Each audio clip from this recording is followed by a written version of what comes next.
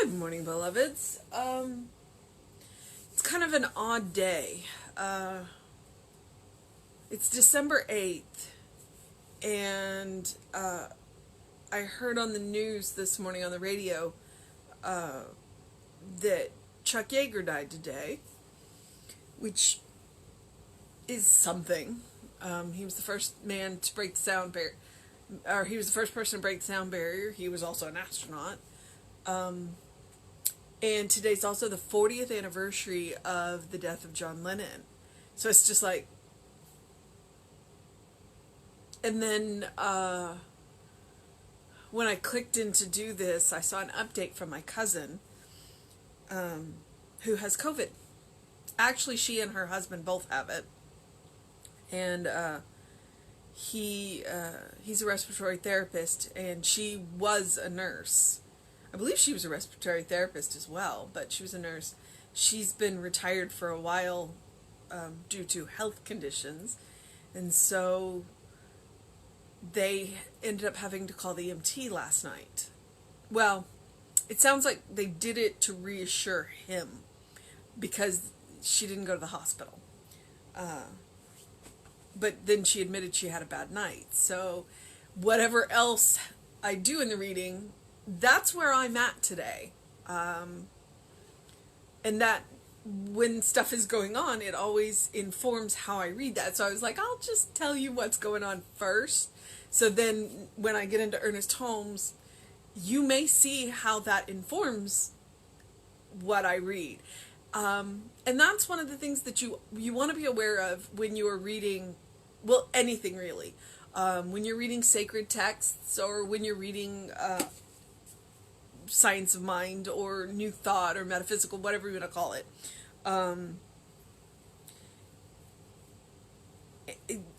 What is going on in your life is going to inform how you read them, how you interpret them. And that's one of the reasons why it's good to go back and read them more than once. Because when you read, especially sacred texts, when you read them when things are good, they're going to say one thing to you. And when you are in a time of crisis or in a time that is not so good, they're going to say something different to you. So it's always a good idea to read them more than once and read them in different times. Read them when things are good and read them when things are not so good. And let that inform you, because you'll get different things out of them. You will definitely get different things out of them. So that's my soapbox today. But like I said, it is December 8th, and I don't know if you can see her. Rita has joined me this morning, so I'm gonna see if I can get around her today. All right. It is December 8th. It's Tuesday. Our title is Today I Feel That I Merge with the Infinite. Canst thou by searching find out God? Canst thou find out the Almighty unto perfection? It is high as heaven. The measure thereof is larger than the earth and broader than the sea. That is from Job 11:7-9. The Tao cannot be heard. What can be heard is not it. The Tao cannot be seen. What can be seen is not it. The Tao cannot be expressed in words. What can be expressed in words is not it. Do we know the formless that gives form to form? In the same way, the Tao does not admit of being. And that's, I honestly have no idea how to pronounce this. It's KWANG-TZE.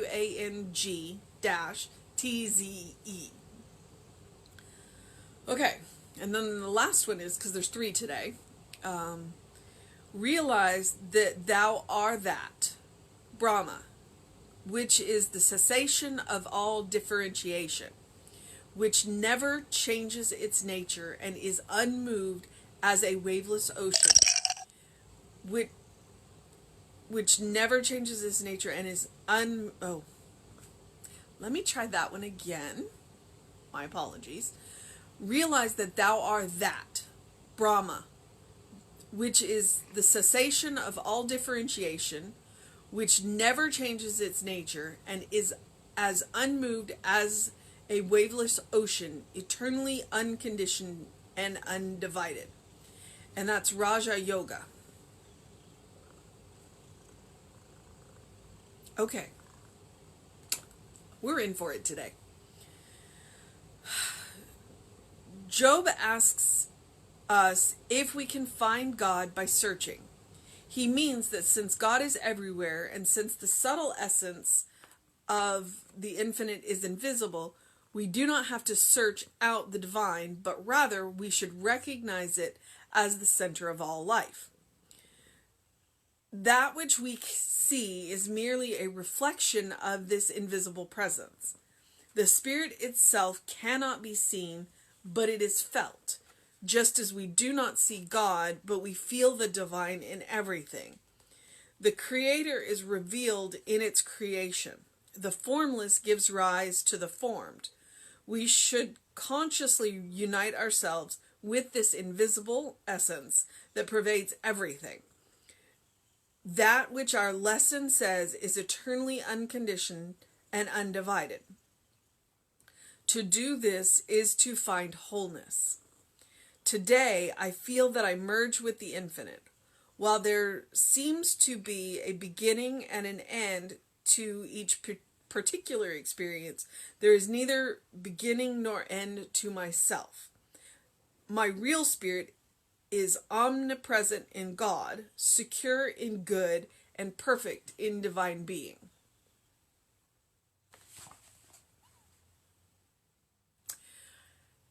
And that's it today. So that means I see today it looks like, or for the month of December, I would say our mission for today is the title. Whatever the title is, that's your mission for today. So our mission today, should we choose to accept it, is to feel that we merge with the infinite. And then how do we do that?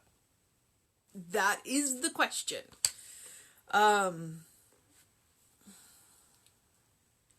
He does a better job of interpreting Job than I did, so I'm not even touching Job. Basically, Job's like, can you find God? Well, you don't have to look for God.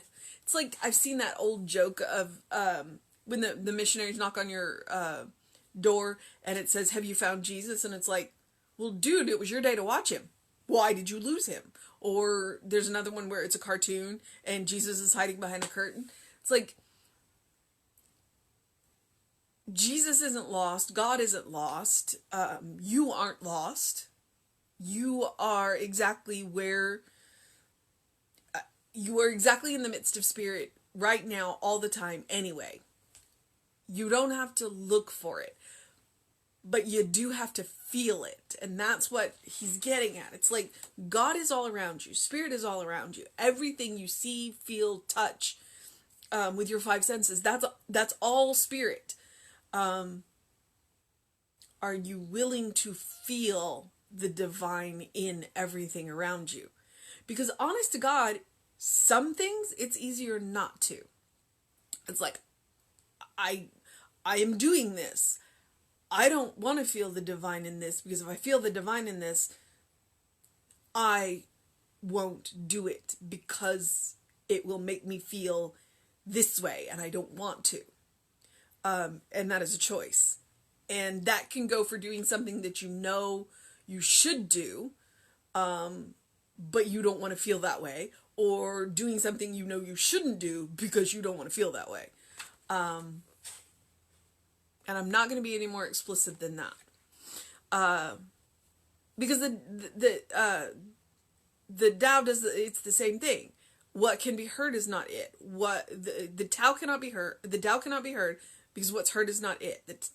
The Tao cannot be seen because it's that old. I I want to say it's a code. If you meet the Buddha on the road, kill him because it's not the real Buddha. Yeah. Or if you meet yourself on the road, same thing. What you can sense with your five senses isn't it with the capital I. It's a reflection of. It's made of, but it is not it. And so if anything comes to you saying it is it, then it is not it. If that makes sense. It's like, and I'm going to use the word Christ, if the Christ showed up at your door claiming to be the Christ, it's not the Christ. Now, if Jesus showed up at your door claiming to be Jesus, that's a different thing. Because Jesus, I would have to ask a Bible scholar, but I don't think Jesus ever claimed to be the Christ. We did that. But Jesus clearly was using the Christ consciousness. See, so I'm going to paint myself into a corner that I'm not going to be able to get out of from there. Let me stop that. Because now I'm thinking about it. Did Jesus ever claim to be the Christ? Because clearly he was using the Christ consciousness, but I don't think he ever claimed to be the Christ. Something to think about. Okay. Because that last line in that second quote, in the same way the Tao does not admit of being. Okay. Realize that thou art that. Brahma. That's the ultimate in Hindu. Brahma is, everything comes from Brahma. Realize that thou art that. Brahma, which is the cessation of all differentiation. So Brahma is all there is. The cessation of all differentiation, which never changes its nature and is unmoved as a waveless ocean, eternally unconditioned and undivided. Everything you see around you is made of Brahma, spirit, but is not Brahma. Because Brahma is the cessation of all differentiation. December is making me crazy. And on the heels of 2020, of course. Job asks us if we can find God by searching.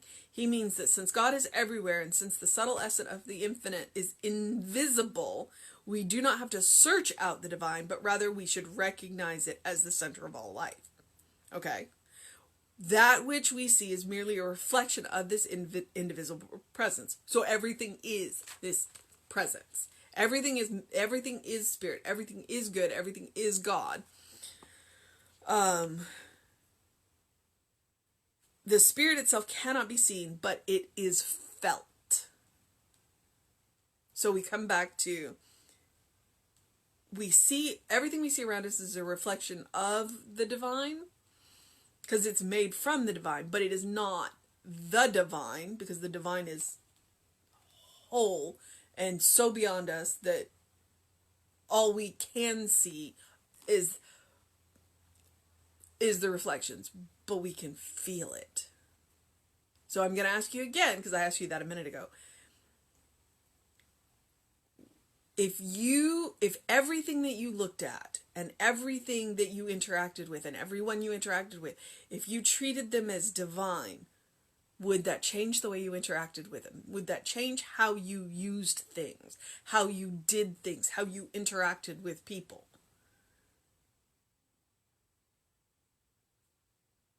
Yeah. And that's about consciousness. Because nobody's conscious 100% of the time. All right. So the spirit itself cannot be seen, but it is felt, just as we do not see God, but we do feel the divine in everything. The Creator is revealed in its creation. The formless gives rise to the formed. We should consciously unite ourselves with this invisible essence that pervades everything. Okay? That which our lesson says is eternally unconditioned and undivided. To do this is to find wholeness. So it's like to consciously unite with, to consciously see the divine, to consciously feel the divine, to consciously know that the essence of God is in you, through you, around you all of the time. That there is no place that the divine is not. There is no place that spirit is not. If you are willing to turn that faucet on full and feel the divine all the time in everything that you do. Oof. Today I feel that I merge with the infinite. While there seems to be a beginning and an end to each particular experience, it's the way we mark time, it's the way we keep from going crazy. There is neither beginning nor end to myself. So there is neither beginning nor end to ourself. Our real spirit is omnipresent in God, secure in good, and perfect in the divine being. Okay, read that again. Our real spirit is omnipresent in God, secure in good, perfect in divine being. Now, if you wake up on the wrong side of the bed, read that line to yourself. If you are getting ready to go on that job interview, read that line to yourself. That is a power statement if I've ever heard one. So our mission, should we choose to accept it, is to feel that we merge with the infinite, to feel that divine around us all the time. Or at least as much as we can. And that's where you start small. Like, okay, I'm going to feel the divine for 2 minutes. And then tomorrow, you feel the divine for 4. And every day, you extend that divine just a little bit more. You can tell I'm in physical therapy, right? Because I've got one. She said, just start with 15 seconds. So, all right. That is December 8th. I encourage you to do something loving for yourself, do something kind for yourself, do something compassionate for yourself every day. Every day. Because you are worth it. You are a beloved child of God in whom spirit is well pleased. You live in that state of grace. So, loving, kind, compassionate, always for yourself. Because as you do it for yourself, it will translate out into the world.